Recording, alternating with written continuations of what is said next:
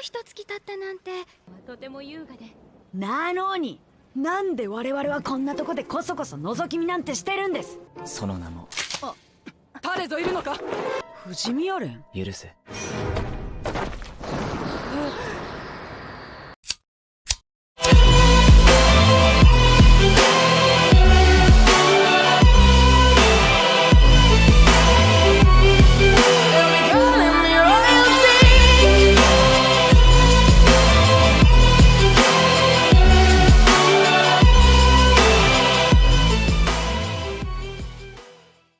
In a world where one can transform freely between human and raven forms, there exists something called the Golden Raven ruling over them all. With this Golden Raven only appearing every few hundred years, the current prince is an anomaly. Now with him competing for the throne, he is forced to rely on a peasant boy to assist him in his succession to the throne. The story begins with a young boy running for his life in fear of the dangers to come. With him suffering from some kind of disability, he ends up dropping the boy Yukichi off a mountain. When he finally regains his senses and looks around, he finds loads of flashing lights along with a massive three-legged crow.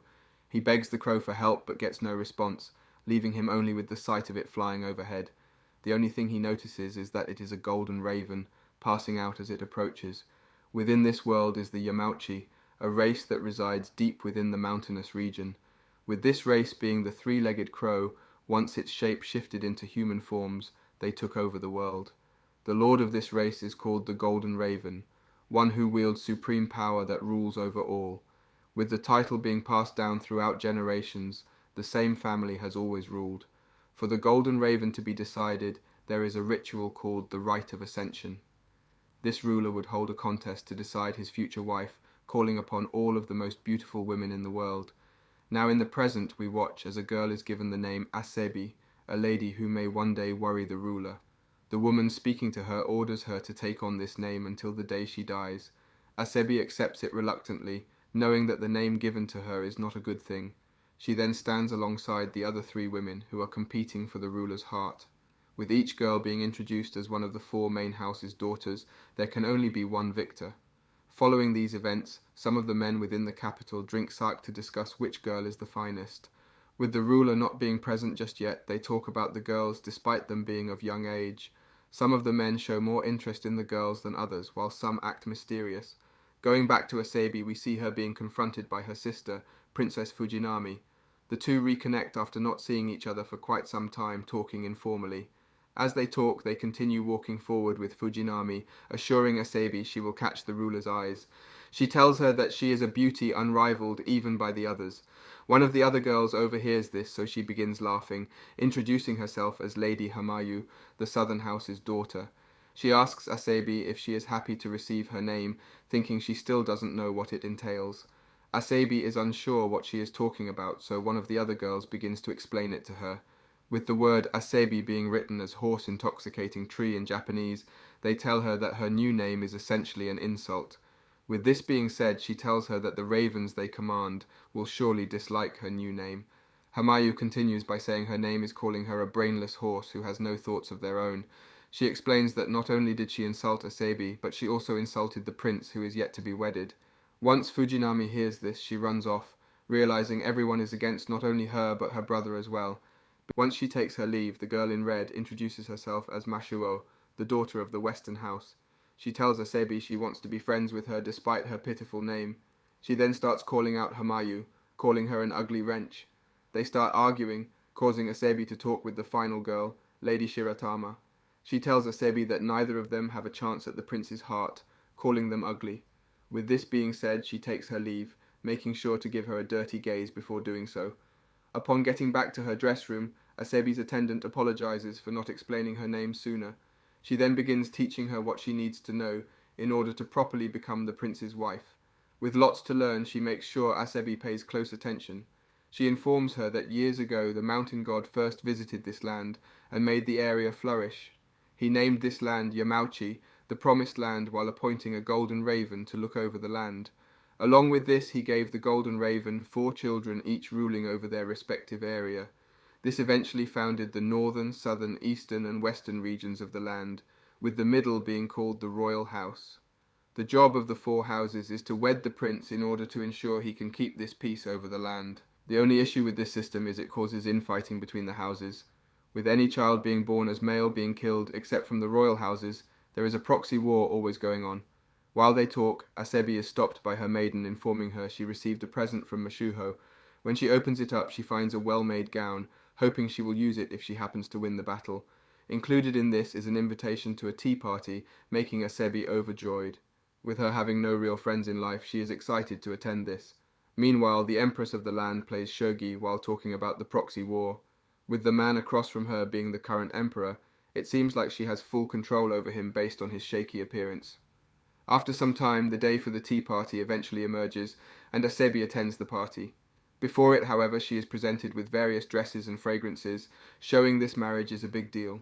Along with Asebi being invited, the other potential candidates were also invited, making Asebi wonder what the true intention of this is. She talks with her servant but is interrupted when Mashuo asks her what perfume she wants to try. Asebi tells her that she is unsure, never having tried any perfume before. This makes the girls laugh, thinking that her house has fallen down to not even be able to afford them. Asebi doesn't care from these advances, however, whipping out some dolls to provide in exchange. Once she does this, Mashuo asks her whether she really belongs here or not. This causes her to run off in a panic, being unable to deal with all the girls ridiculing. As she cries to herself, she spots another one of girls lying on her side. She invites Asebi to sit with her, allowing Asebi to open up about her feelings. She tells her that she is trying her hardest but feels too out of place here. Once she says this, she is assured she isn't the only out of place one. Her being told the prince is also pretty weird. She tells her that the prince wasn't the first choice to succeed the title, him actually being the second son. He had an older brother 5 years older who excelled in everything but was still forsaken. The prince was for some reason declared the ruler instead of the older brother, leaving him to become a priest. This makes Asebi feel bad for the older brother, wondering why they would do such a thing. Asebi then thanks Hamayu for her time and tries to leave, but is given some words of advice before she does. She tells Asebi the prince is a true golden raven, making her wonder what this means. While this happens, the Lord of the Northern Lands finally arrives back at his house after dropping his daughter off. He is approached by some henchmen asking if he needs anything. He ignores them and continues on his way, making them call him a senile old man. Meanwhile, in another part of the Northern Lands, a fat she-male is seen talking trash to some little kids. The older of the boys, Yukiya, asks them to pay for their meals, but this only angers them more. They beat him up for some reason, leaving him within a forest knocked out cold. He wakes up to his older brother shaking him, making him wonder what the issue is. His older brother, Yukima, urges him to be more careful in what he does. He continues to act like nothing is the matter, instead asking if today is when the clan's daughters get married. They remind him that it's today, so he rushes off, transforming into a raven in the process. After this happened, he went back to his house to meet up with the others, where he is shamed. They ask him why he must always cause trouble within the area, ordering him to bow down to the fat people next time. He then takes Yukima to the Lord's house, where he apologizes for their actions. He tells them he is too busy to deal with things like this, but as he does, the older brother who should have the throne, Natsuka, emerges. He tells the senile old man that infighting is only expected, the clans never getting along. When the leader introduces this man as the previous lord, everyone is left stunned. Yukiya in particular apologizes to the others while crying, putting up a facade to the group. He tells them he accidentally bumped into a court raven earlier in the day and paid the price for it. He says it was his fault all the while, making it seem like the person who beat him was in the wrong.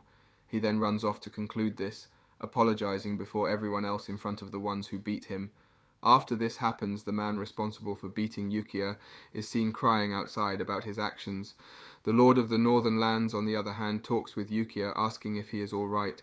He tells him there is nothing to worry about, which soon draws the attention of Natsuka. He tells Yukiya that he is courageous for showing his beaten face to the others.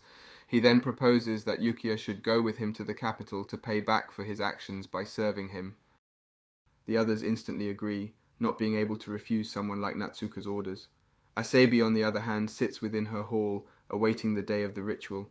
She looks upon a group of cherry trees, wondering when she will meet the prince. Based on the rumors she has heard, she wonders if he will be some shameless bastard or not. These thoughts are soon voided, however, when her attendant presents her with a letter from the prince himself. With it urging her to stay in good spirits despite her name, her favour of him increases. Yukiya, on the other hand, is seen sitting around skipping out on practice. His teacher tells him that he shouldn't be in such a soul mood, considering it's only every few decades there is the ritual. He tells his teacher, however, there is no way he would be happy with being sold off no matter what's going off. The teacher then thanks Yukiya for him helping out, knowing their girl won't win with her looks alone. Once he hears this, he gets ticked off, so he stands up, hoping to get some free time before he leaves. With him having a full year of palace service required, he knows this will be one of the last times he gets to truly explore the mountain. Yukima, on the other hand, emerges victorious in his battle against his opponent. After this battle, it's Yukiya's turn to step up to the plate. With his sword in hand, he stands off against the man, but gets knocked down repeatedly. This causes gossip amongst the audience, commenting on how bad he is with the sword. They also talk about how he has a different mother than he was raised by, essentially making his whole family seem schemy. Eventually, the gossip stops when Yukiya gets knocked down on his face. Following these events, he stands around waiting for his brother, but soon stops when others spot him. Instead, he decides to follow them around, lighting the man who faced off against his brother's lights. During this moment, the two of them start sparring, Yukiya hoping to learn something. As the battle goes on, he reveals that he wasn't trying at all during today's match, making a fool of his opponent, Ichiryu. Once he knocks him down, he asks why he was talking about him behind his back, showing he plans on getting some payback. He makes sure to miss the visible parts of his body, making it all hidden. As he gets beaten to a pulp, Ichiryu tries to apologize for calling out his mother, but Yukiya doesn't let this slide. He continues beating him until his anger is eventually relieved. He tells him that there is so much gossip around his family that he is tired of always hearing it. He brings Ichiryu in close and tells him that if he hears him speak of his mother again, then he will bury him. With this being said, he begins to tear up, sending in one final blow. Before he does, however, his older brother enters the room, ordering him to put his weapon down. Yukiya follows suit and puts it down, but not without giving him a talk later. As they talk, they eventually arrive back to their temple, Yukiya playing it off as if nothing happened while he was away. Later that night, he decides to visit his mother, hoping to see her before he leaves for the palace. She helps him get dressed, but he tries to stop her, reminding her he will only be gone for a year. He loves his mother, but doesn't wish to show weakness around her. Meanwhile, Shiratama gets all dressed up in preparation to meet with the prince. Once she is clothed, her old maid lady enters the room, informing her that although the prince isn't here yet, there is a new boy coming. After she hears of this, word begins to spread to the other girls as well, sparking their interest. With each of them trying their best to appease the prince, the winner of it all is still unclear. Eventually, after some time, Yukiya arrives at the capital land, riding aboard one of the ravens. Upon entering, he notices it to be rather empty, making him wonder why it is so quiet. He is then introduced to one of the main guards of the palace, who tells his teacher he is ready to take him in. With that, Yukiya is taken into the palace, never to see the others again for the next year. He is guided deep within the palace, but he finds nobody within it. This makes him ask where everybody is at, to which he informs him that they are the only two within the palace. With everybody being either killed or dismissed, Yukiya realizes this won't be some simple task. He is then guided to the prince's quarters, where he introduces Yukiya.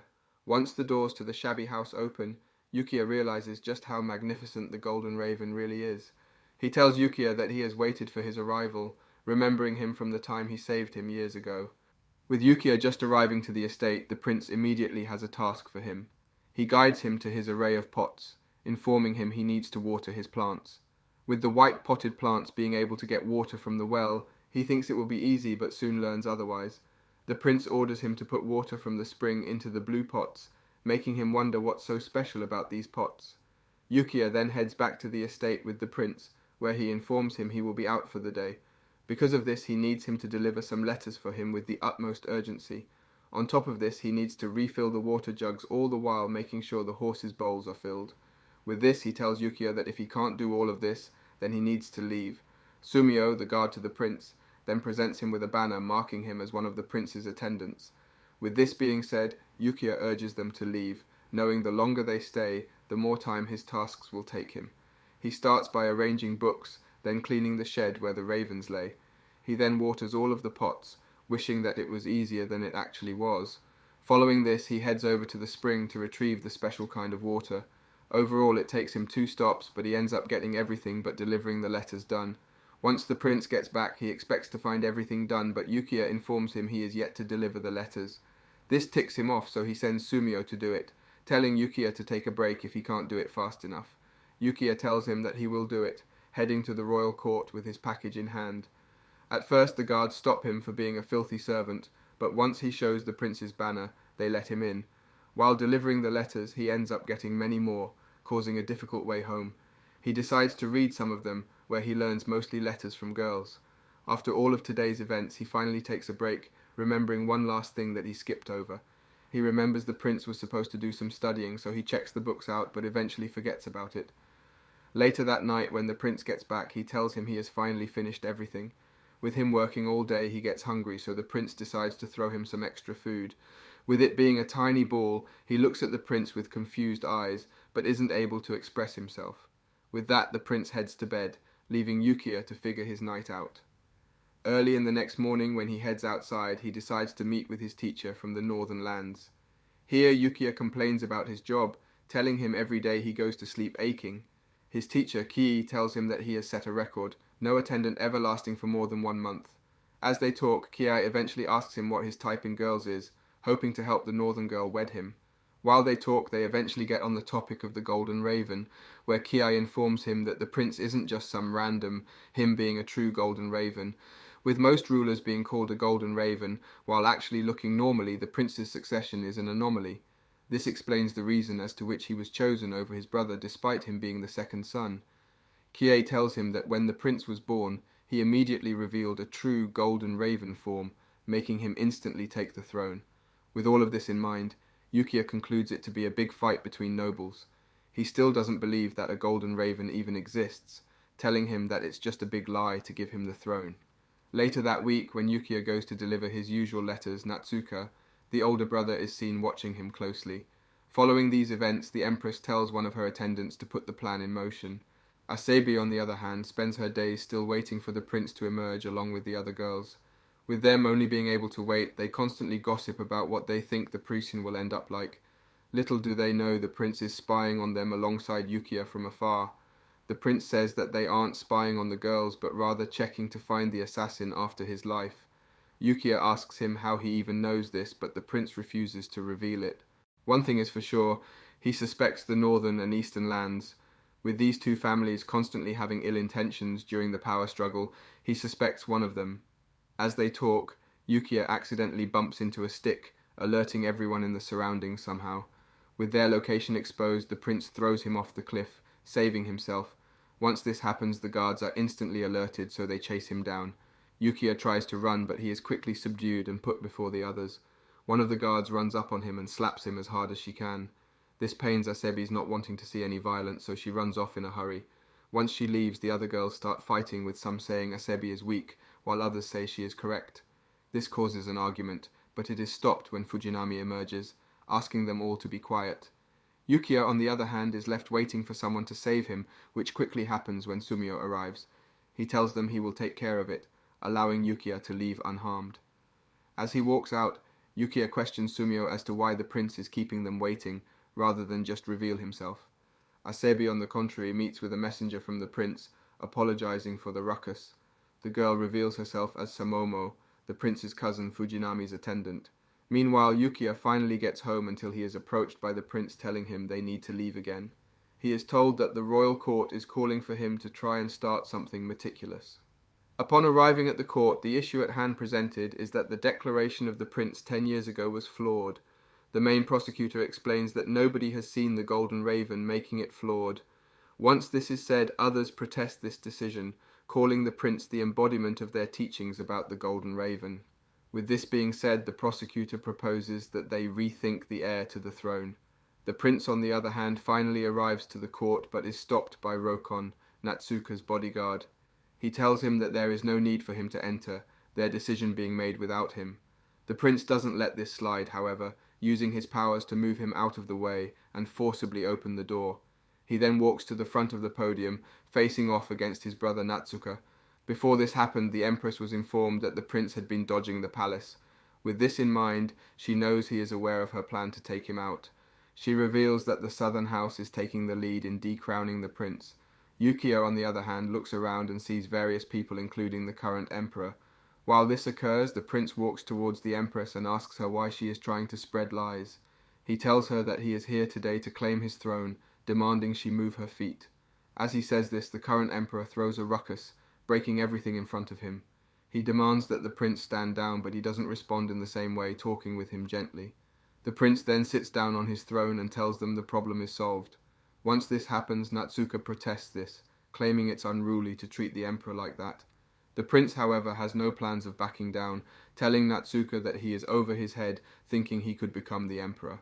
Natsuka counters this by claiming he isn't the true Golden Raven, saying if he was, he wouldn't be doing this. The prince then asks him if he proves it all, then will he pledge allegiance. Once this is said, a man named Atsufusa stands up, claiming that Natsuka could never pledge allegiance as the true prince. Natsuka stops him after this and moves over to the prince, giving his allegiance in the process. With this being said, the prince leaves, thinking the matter is decided. After this, some protest while others say they saw the true Golden Raven. With both sides arguing, the Northern House leader raises the question of whether the prince truly plans on taking a wife. He informs them within the next year he will make his decision, that being when he claims the throne. Yukiya then leaves the room, getting a hostile glare from Natsuka in the process. After these events, Yukiya heads to the red light district alongside the prince to enjoy their amenities. He asks what they are doing, to which the prince informs him they are celebrating his win in the court. With Yukiya still being a virgin, he is hopeless around so many beautiful girls, so he runs out, hoping to get some peace. Once he does this, the prince follows him to make sure he is all right, presenting him with 4 of the food balls in the process. This only makes Yukiya more worried about the prince, asking him how he could wander through the red light district with assassins after him. Clearly the prince doesn't care about this, however, telling him he is fine within this area. The next day, when Yukiya wakes up, he heads back to their estate, walking through the dead red light district. As he walks, he notices someone following closely behind, alerting him. They decide to play it cool, but once they arrive back at the front gate, they find a group of thugs. They demand the prince drop his sword, so he obeys, throwing it up in the air in the process. Once he does, however, Sumio emerges and slices through one of the thugs. He continues to fight, using this small opening to take out as many foes as he can. Within an instant, half of them are defeated, allowing Sumio to press them further. Because of this, the rest of the thugs run away, allowing Sumio to question one. Right before the thug answers what his intentions were, he dies from some kind of poison. With this being done, the prince can only conclude that the people were after his life. Yukiya, having never seen blood before, faints at the sight of the dead man. Later that night, he wakes up by the prince's side, apologizing for causing him such trouble. The prince, however, continues to treat him, explaining he will help him recover. As he does this, Yukiya asks him why they are after his head. This forces the prince to explain that the empress is after his head, her originally being from the southern house. With her having power within the court, she is able to do things like plan assassinations on the prince with ease. The prince explains that her original mother was from the western house, but she was killed shortly after he was born. She had been called an affair with the emperor, making the prince's life not only in danger now, but since his birth. He tells Yukiya that out of everyone in his life, the odds against him are always 999 to 1000.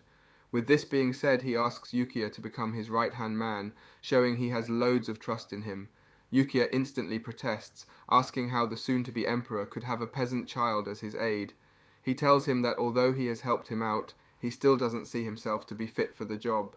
The prince explains that he knows he follows his orders with no ill intentions because of the flower pots. With the water from the spring killing the white pots, most people who served him tried to switch out the flowers to please him. He knows that Yukiya never did such a thing, so he trusts him deeply. After all of this is said, Yukiya still is unsure of whether he should follow the prince, seeing today's assassination attempt. As the prince continues to explain why he needs him, he starts to become more and more convinced where his loyalty is. With all of this being said, the prince asks him again whether he will serve him, causing Yukiya to eventually fold. He accepts his proposal, but under one condition: he wants to see his family again after his 1 year of service is over. Sumio then re-emerges and is ecstatic to learn that Yukiya accepted his proposal. Yukiya wonders why they are acting so close, so Sumio informs him that they have been friends since childhood. With Yukiya as an official attendant now, they act more friendly towards him. This makes Yukiya feel at ease, so he asks the prince what he will even be doing. The prince informs him that he will be protecting him and baiting out traitors against him by using robust methods. This makes Yukiya question his sanity, asking how he could use him to bait out people. Eventually he settles down, and the prince formally inducts Yukiya as his aide, thanking him for his service. He thinks everything will go well during this next year, but he is soon dragged into a foreign area. Within the red light district once again, but this time with different goals, Yukiya watches the prince gamble his money away. Although he acted confident, he ended up betting high and losing it all.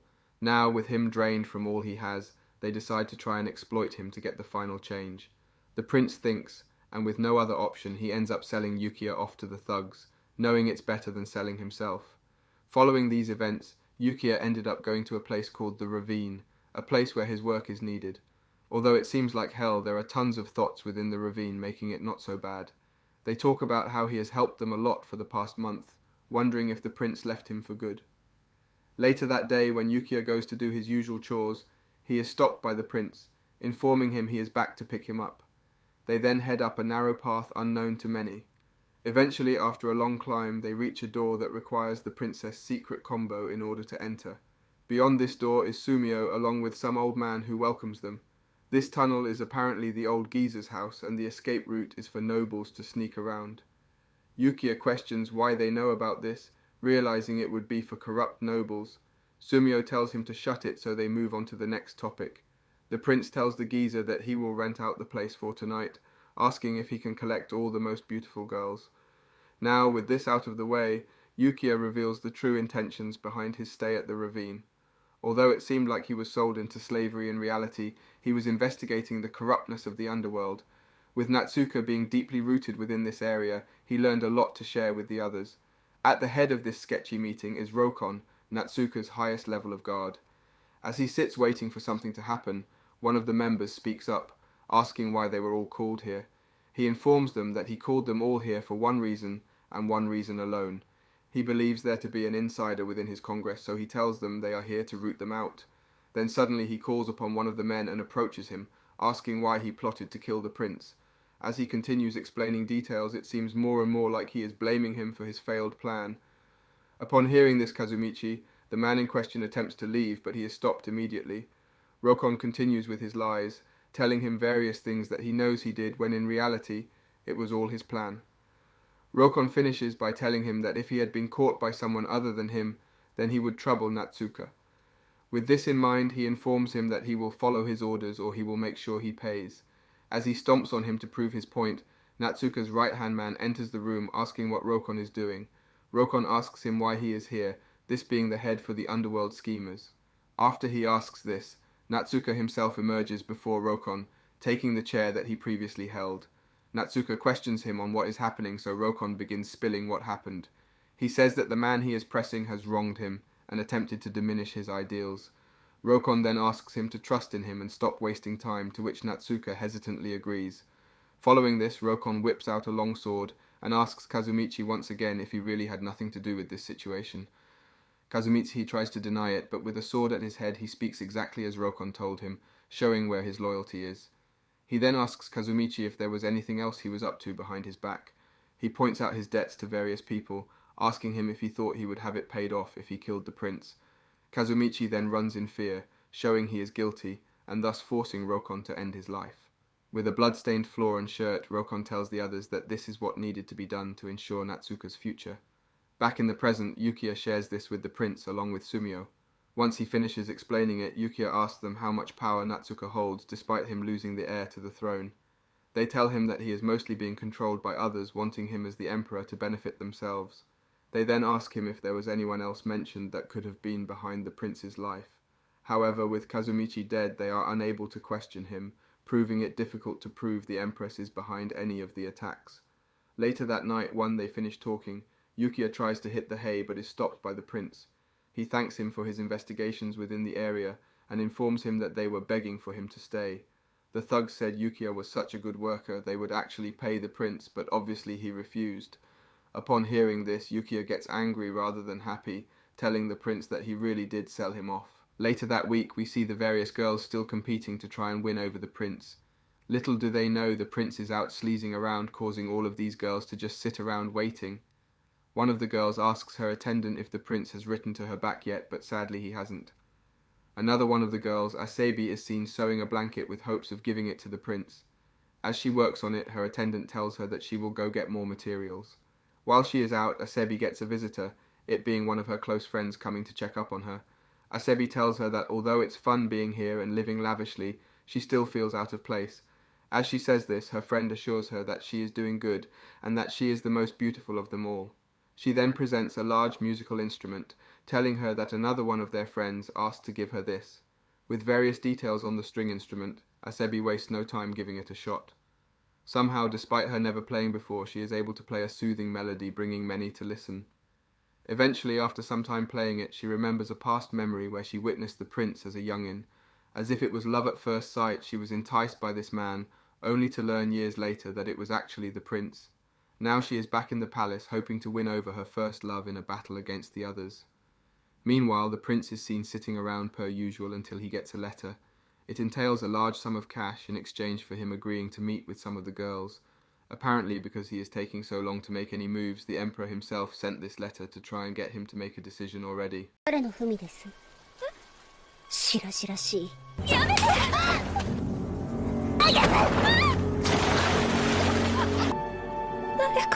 The morning when the princess awakes, she immediately asks how Asebi did on the instrument.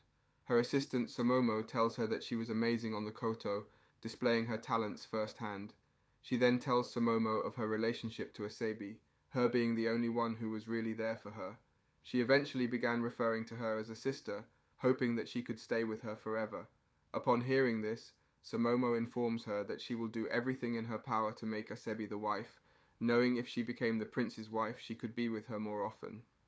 Meanwhile, back in the palace, the prince meets with Natsuka's right-hand man to talk about the future. He tells the prince that he knows Natsuka has no chance at the throne, despite him striving for it, so he offers a proposal. He informs him that he will keep Natsuka from taking the throne as long as he can get protection after it happens. He knows that if Rokon's plans get exposed to the world, then Natsuka will surely be imprisoned and labelled as a traitor. With all of this being said, the prince agrees to his demands, but tells him before he does anything he needs to see his talents. Later that day, Natsuka arrives at the palace to meet with the empress. She talks about how it's bad how he can't gain the throne, but she will continue trying. She asks Natsuka if he has been flirting with any girls recently, informing him she plans on making him marry into a powerful family. One of these families includes the Southern family, the one that the empress herself is from. Yukiya, on the other hand, continues his day working for the prince, doing whatever he asks. With Atsufasa finally leaving their spot, he wishes him off, hoping he won't come back anytime soon. Yukiya urges him to stay safe, knowing that if he makes one mistake, he could lose his head in the stead of Natsuka. He then heads out and Sumio approaches Yukiya, telling him to stay careful. He explains that Atsufasa is also from the southern house, so he surely has some kind of dark plan underneath. While all of this happens, Asebi continues to loiter around in the capital, taking up all the food supplies. Today she gets dressed in a new outfit, thinking that the prince will arrive today. Unsurprisingly, however, the day doesn't come, and she is left pretty for no reason. She wishes that he would come meet them already, her taking a strong liking to the prince since a young age. They then decide to go stargazing, knowing the prince isn't stopping by today. To do their stargazing, the palace has prepared a large venue to hang out in, making it a big ordeal. At the head of the venue, she finds Suzuki dressed up in a dress much better looking than her own. She gets self-conscious, so she asks her how she acquired such beautiful dresses. Suzuki informs her that she crafted it herself, claiming that she would never let some random make her dress. While they talk, the princess emerges and asks Asebi to play the koto before the people. She tries to refuse, but her attendant shows that she has already prepared it for her. Asebi then continues to try and reject the request, but the other girls tell her to play it already. With this being said, she walks over to the koto and begins stringing it for all to hear. Like last time, she plays a soothing melody, impressing them after thinking she had no talent for the instrument. While she plays, she begins adding in some extra touches to make it even better, causing petals to magically appear before them. They recognize her talents are superior to everybody else, so they wonder if they will lose a chance at rizzing the prince. Sasuke in particular blushes after doubting her skills. Once she finishes, the princess thanks Hamayu for urging her to play, despite her telling her to play in a robust way. Some old hag then thanks Asebi for the display, asking her where she learned to play. She also tells the princess that it's a bit unfair to give one of the candidates something so special, claiming the koto is a famous one handed down. She then tells Asebi that she is a fake, informing her of a story long ago where one of the candidates seduced the prince with a koto only to destroy the palace. She calls Asebi something rude and tells her she will end up like her mother surely. This saddens her, so she runs off to cry alone in a room. The princess notices this, so she goes to apologize, thinking that it was for the good when presenting the koto. She also asks Asabi to continue her race to marry the prince, hoping that they will one day truly become sisters. She also informs her that she will do everything in her power to help her. With this being said, Asabi asks her to leave Samomo with her, hoping to gain another servant under her wing. Although she is reluctant at first, the princess accepts her request, ordering Samomo to now become her servant. As this happens, Yukiya sits around with the prince as usual, doing absolutely nothing. With the stargazing ceremony at hand, however, Yukiya urges him to go to the palace already. Finally, after 5 episodes of dodging his wives, he heads out to go to the palace, leaving Yukiya to watch over the spot. As a payment for his services, he gives him a small energy ball. While he goes to head back inside, he notices some rando in the sky, so he chases after the prince. It takes some time, but Yukiya eventually catches up and informs him the Southern House is requesting an audience with him. With this being said, he is able to dodge the event, sending Yukiya to apologize on their behalf. While the girls don't care much, the elders of the houses demand the prince give them some attention. One of the girls then asks why he doesn't send letters, to which Yukiya explains he has been sending letters. With them not receiving this, it shows that the letters have somehow been disappearing. The old hag then gets angry by this, so she rushes Yukiya, forcing him to jump off the cliff and disappear. Meanwhile, within the southern palace, the prince goes to meet with all of their delegates, accompanied by Natsuka. While they are unsure of what the meeting is about at first, they know it must be something important. Back in the palace, the various servants gossip about how disrespectful the prince is for constantly dodging them. Asabi in particular talks with some of them, hoping to get a present from another lady hung up. Her old servant tells her that would be glazing too much, so she snatches it, giving her no chance to express her thanks. While this occurs, the southern and eastern house girls meet to talk about the future. The eastern girl tells the southern that she will reveal her secret of the past if she continues to try and become the prince's wife. The prince, on the other hand, finally arrives at the southern house, asking everyone to stay and witness what he has to say. Natsuka tries to leave, but with him urging him to stay, he is forced to sit back down. With the 4 houses competing to find the best of the best, one of the girls is seen attempting to get another to back out of the competition.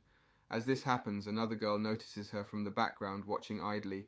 She wonders what they are talking about, not being able to hear a peep with her being so far away. The northern house then informs the southern that she has no intentions of backing out, so if she doesn't help her, she will expose her secret. With no other choice, she decides to help her out, knowing if she didn't, then only misfortune will come her way. Considering they are now teamed up, they talk about the other girls and question why the western house would send someone like Asabi, her being the worst of the worst. Meanwhile, in the southern house's palace, Yukiya arrives on behalf of the prince. When he attempts to enter, he is knocked down by Rokon, showing him no mercy. With Yukiya having witnessed his killing spree previously, he acts cautiously around him. He attempts to leave immediately, but he stops him, asking if he was the one who spied on his meeting within the ravine. Being as it did happen to be him, he stops him from running and tells him he has a couple of questions to ask. While all of this goes down, the prince meets with some others to talk about his future. He asks the leader of the palace why he would send in his daughter who doesn't look like him. The head of the house reveals that she is in fact not his daughter, thus making it a huge lie. He informs the prince that he does have a biological daughter, but she is ugly, so he didn't send her. This doesn't faze the prince, however, so he demands he explain his true reason. He questions whether it was his decision or not, thinking someone else was behind it. Upon asking him these things, Natsuka interrupts them, changing the topic of conversation. He tells the prince that he should respect him for not lying about anything, thus he should drop the topic. Natsuka also informs him that it would bring chaos if they changed the current potential wives this far into the competition. The prince tells him that he doesn't want anything sketchy going on, so as long as all looks good, he won't pay it any mind. Having talked about pretty much nothing, the prince takes his leave but gets dirty looks on his way out. The man who gave him a dirty look then enters the other room, asking what that was all about. He claims that he thought the prince would be too scared to come to this meeting, so he is stunned.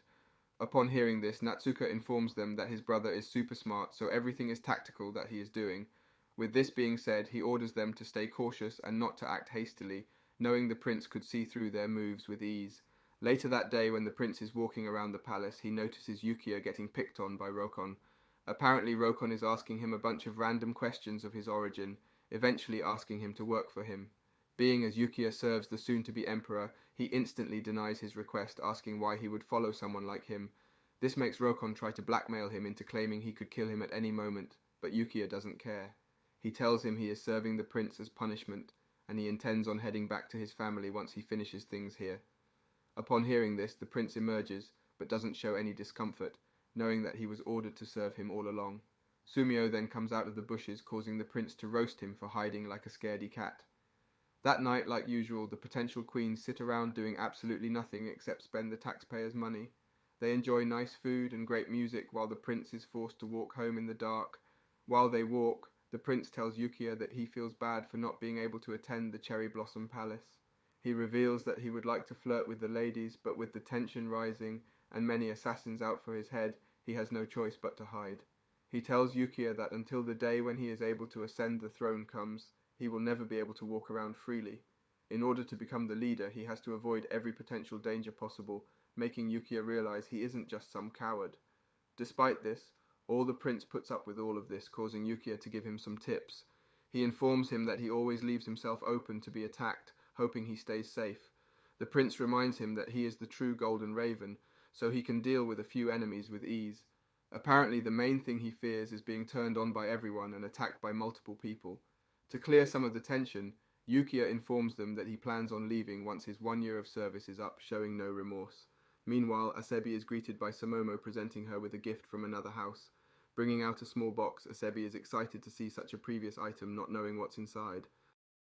When she opens the box, she finds a letter from someone bringing her a saddened face. Once she finishes reading it, she tries to head inside, but is stopped by Shiratama. With crazy eyes, she asks who wrote it, hoping it wasn't a letter from the prince. Asebi tries to deny it, but she immediately assumes that she is the one who has been stealing the letters. Asebi tells her to stop, but she persists, so she slaps her across the face. This enrages Shiratama, so she pushes Asebi into the water, knowing she can't swim. With no help, she begins to drown, but before she does, Kikuno comes to save her. She demands an answer from Shiratama, but she blames it on her tripping and falling. She claims that they violated her, having the mark on her face to prove it. Kikuno tries to tell her that she can't lie out of this, but Shiratama reminds her of their place. She explains that her house and the southern house have much more land and power than either of their families do. With this being said, she thinks that she is practically invincible considering her army and backings.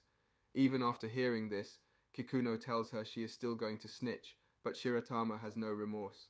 She informs them that she cares not about their feelings or the prince's feelings. She claims that she is here to win the prince over to increase their power, showing she plans on doing anything within her power to ensure that. Kikuno asks her if she is even human, questioning how she can be so heartless. Shiratama still cares not what they say, however, going as far as to whip out a dagger. She tells them that she will do anything to marry the prince, even killing them if needed. Once she leaves, Asebi and Kikuno are left in the lake, wondering what to do next, knowing this is getting out of control. To start, they head back inside to talk things out, realizing they have no option but to team up as well. Being that Kikuno has been nice to her the entire time, she decides to treat her to some tea. While they chat, Asebi reveals the letter was regarding information about her biological mother, her not knowing where she is. Once Kikuno hears this, she reveals she also has her own secrets, including more information about the original girl who played the instrument. With her winning over the Emperor's heart, she was the perfect wife, but ended up falling into the current Empress's plans. She used an incense to intoxicate her, thus forcing her to withdraw from the competition.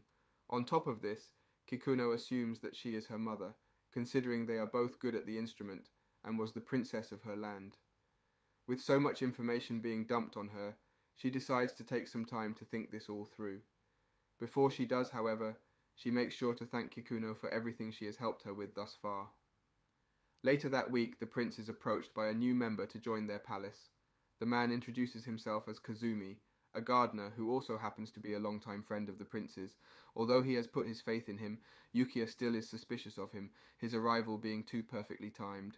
While this happens, Natsuka is seen praying alongside Rokon about the future. Rokon informs him that he should be wary of his servant Atsufusa, him acting mad sus recently. He wonders what he is plotting, but knows if he asks, then it will only escalate or cause problems.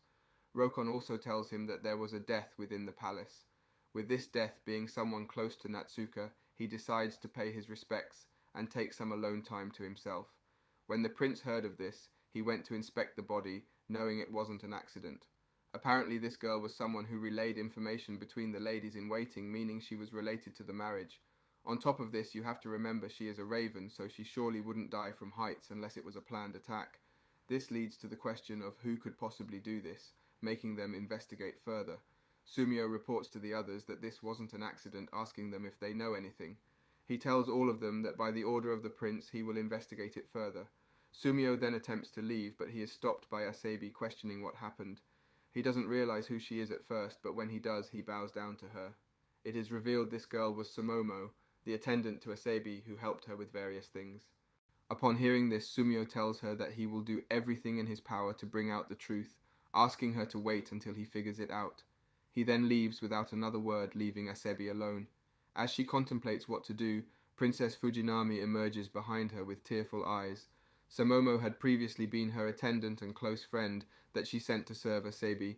Because of this, she blames herself for her death, thinking she sent her into her death. Following this, the houses meet together to try and figure out who is behind it. Shiratama instantly blames Asabi for her death, claiming she is the most likely suspect. She informs the others that Asabi would treat her poorly, making her believe that she killed her because she was being rude to her. She also brings up Asabi's mother, telling her she got this tendency from her witch mother. Kikuno stops her from advancing her claims, thus causing Shiratama to question her relationship with Asabi. She wonders if the western and eastern houses are working together, hoping that isn't the case. As she tries to continue trapping her, she is interrupted by a guard telling them they will deal with it. She claims that nobody will be allowed to exit until they do figure it out, nor can they send letters of the events outside. Now, with this being settled, the girls decide to leave, realizing only bad things will come by staying. As this happens, the prince boards his raven in preparation of heading to his usual places. Before he leaves, Yukiya asks him if he can truly trust Kasumi, wondering how he can trust him. He claims that he has seen him within the northern house before, so the prince explains more about him. Having previously been a northern house spy, he has now changed his motives to be a simple gardener, with the promise from the prince for peace. As he thinks about this, he sneaks up behind him, informing him he is ready to go. Yukiya then leads him up a mountain where the two of them hope to find something rare. While they walk, Yukiya asks more about Kasumi's life, questioning whether he knows the northern house's princess. He tells him that he might, but he doesn't know who it is, so he'd need to see her firsthand. After some wandering, they find the girls emerging from the houses, revealing he knows Shiratama. He becomes stunned, making Yukiya wonder what his relationship to her is. Following this during the night, Shiratama is seen slicing up every letter that comes their way, revealing she is the letter thief. The prince, on the other hand, heads into the western house hoping to meet with Asabi's mother. As he walks through town, various people notice him as a fancy-looking man, so they question who it could be. Within the southern house, they talk about how the prince has gone missing, making them worry what he is planning. Atsufafa, however, urges his lord to take action, telling him that he is surely planning something. Upon hearing this, the lord smacks him across the face and reminds him of his standing. He tells him that he has no place to give him orders or question someone like the prince's authority. Meanwhile, the prince goes to meet with the maiden, asking how she is doing. With her face injured, he apologized on behalf of his family, wishing she didn't have to suffer such a thing. She then opens the door and stands before him, causing everyone around her to get into an uproar. She reveals that she was never injured, but rather taken out from the race for other reasons. As this happens, Shiratama throws out the destroyed letters, leaving no trace behind. Following this, an assassin is seen entering Kikuno's room, barging around in the process. She wakes up before he can strike her, thus alerting the entire castle to what's going on. Firstly, the important people all get protected, then they begin the search around the palace for this assassin. With Shiratama being nowhere to be found during this moment, she runs back, not wanting to get suspected. As she does, she notices the intruder getting stricken down by the guards. After slicing off the raven's head, they never do end up learning who it is, leaving Shiratama shocked. As this was a part of her plan all along to assassinate Kikuno, she falls to the ground. She tells the southern lady that there is no way this corpse is the person who she employed, calling him filthy. Shiratama says that he is a coward, referring to someone random. She lets out a bit of her crazy side, so her attendant, the old hag, pulls her aside. They then ask Takimoto, the head of the guards, to explain to them what happened. She informs them that an intruder entered the palace with hopes of taking out Kikuno. She explains that he was probably related to the death of Sumomo as well, pulling out a comb. She informs them that this comb was belonging to Kikuno's house, meaning she was involved in stealing from their house. With this being revealed, she says that the thief must have come to cover up any of the evidence that could still be around her. Upon hearing this, Asebi denies these requests, telling everyone there is no way Samomo could be a thief. Hamayu then begins walking away without saying a word, heading directly to the northern house. She barges in with Asebi behind her, demanding to see their mistress. Hamayu claims that she needs to see Shiratama, or else she will continue to be suspicious of her. When she enters her room, she finds Shiratama slicing up all of the letters and making them into cranes. This reveals that she is in charge of stealing all of the letters. Being as she has a knife in hand, Hamayu proceeds with caution, but decides to confront her regardless. He asks her to go home, knowing she is on her wit's end from doing so many shady activities. Despite saying this, Shiratama tells her she is fine, acting like a maniac. Hamayu tells her that she is sure that she knew the intruder, thinking she is acting crazy because she sent them in. With this being said, she demands that she head back to her house, knowing she is completely unfit to become the empress. Even after getting exposed, she tells her that she will never give up, claiming she was born to marry the prince. Walking to a couple of graves is the prince, who prays that there will be no further killing to try and win him over. Meanwhile, as this happens, the Shiratama is informed that she no longer has any place here, considering she is in love with another man. Because of this, they want her to drop out immediately. As this happens, she remembers her lover being killed before her eyes, causing her demeanor to shatter. 10 years before this happens, Shiratama had gone to meet with her grandparents, who are just as old looking as they currently are. Her mother thanks them for taking her in, revealing this was the moment when she was formally taken in as a member of their family. They tell her, as the third daughter of the North family, she will potentially compete to win over the prince, making her life devoted to winning him over since birth. She makes the promise to do her best to impress them, making them feel as though they made the right decision. While this happens, the prince's old-time friend is looking in a jar to find an origami piece of paper. He is then approached by Shiratama, thanking him for always bringing her flowers. She then asks for his name, to which he reveals he is Kazumi. She thanks him for being so sweet to her, but he informs her he is only doing his job. Despite this, she welcomed him into their house, causing him to constantly bring her flowers. With so many blooming flowers in the area, he never had any trouble bringing her back something good to look at. Despite this, he knew one day it would come when she would need to become the prince's potential wife. He promised to one day bring her the most beautiful flowers, knowing it will help him win her over. Before this ever happened, however, she was told that she would be competing to compete for the prince's hand in marriage. After learning this, she reminded her attendant of her feelings for Kazumi. Even after hearing this, she was told to forget about him, knowing she will never be able to wed him. After these events, Kazumi took her to a group of flowers, asking her to run away with him. He tells her that although he doesn't have much, he promises to do his best to always ensure she is happy. She then informs him that even though she loves him, running away together would never fix their problems. Kazumi tries again after this, telling her no matter what happens, he will always be there for her. When it came time to announce her as a member of the ritual, she accepted her fate. She was then presented with a letter from Kazumi, making her remember her times with him. She became sad that she had to leave him, wishing she had never promised to be a princess candidate. This is the reason why she tried so hard to win, knowing if she ever ended up becoming the queen, then she would be able to do as she pleases. She went as far as pushing Asebi into the water, and even intercepting all of the prince's letters, making anyone else's advances meaningless. One night she considered jumping off the cliff to end it all for good. Before she did, however, Kazumi appeared before her, causing her to remember everything he had done for her. She wishes that she could be with him, but knows that she no longer deserves his grace. She informs him that she has changed, but he persists, telling her everything she has done for him he remembers. Because of this, he claims that she will one day become his woman, informing her next new moon he will expect a response from her. The two shared a moment during this time, with her wanting to go, but knowing she can't. He told her he would stay as long as she wanted, always vowing to commit to her. Now, with him dead after attempting to save her, she is depressed. She thinks there will never be a good time in her life, so she demands for the others to leave her alone. With cold eyes, she glares at the other girls, informing them she will become the princess's wife. She also reminds the southern girl that she promised to help her in exchange for not revealing her secret. She thinks that because their families are the strongest of the four, they have nobody attempting to take them down. After hearing this, the southern girl informs her that she never promised her. She claims that the south will never succumb to others' houses, showing she is betraying Shiratama. Now, with her losing everything, she wonders what to do, knowing her only chance is to continue to rely on her family's influence. As this happens, the Empress plays shogi until she is approached by her brother. He tells her to let her play, making the two talk about some important business things. He reveals that she called him here to talk about some things. She also tells him that the guards need to get better at their jobs, seeing as an intruder was easily able to break in. She then declares if the prince won't come to them, then she will have no choice but to come to him. Shiratama, on the other hand, tells the others that she has never once told a lie. She claims that the southern house is a horse and not a real raven in the first place. She reveals that 10 years ago her family committed a grave crime but covered it up. This couple had a single daughter who happens to be Hamayu, the southern princess. Upon hearing this, they claim it's meaningless slander, but Hamayu decides to tell them the truth. Aishi explains that she was born into a family of criminals who ended up killing the previous lord of the south.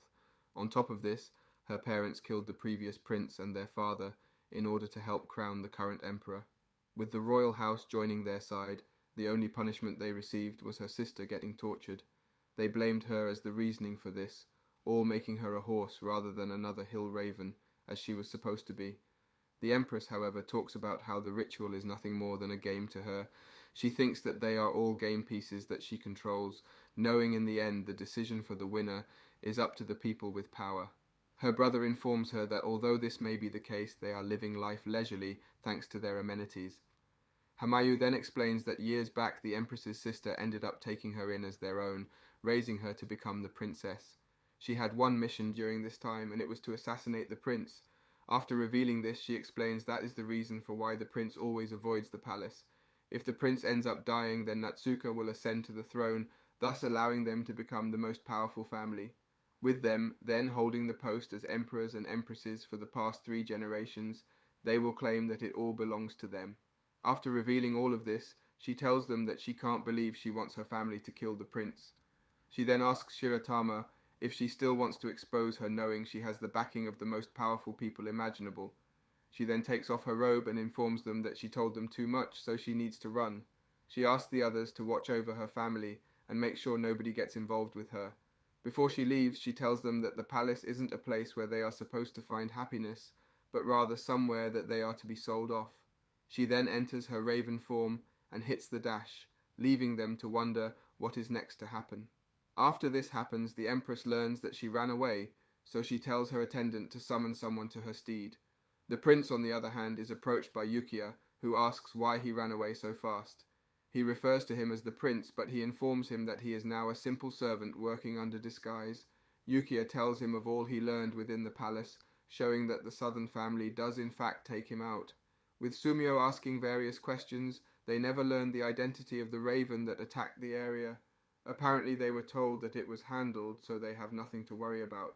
The one thing they did learn, however, is that Hamayu was tasked with killing the prince, showing he was right about getting assassinated if he entered the palace.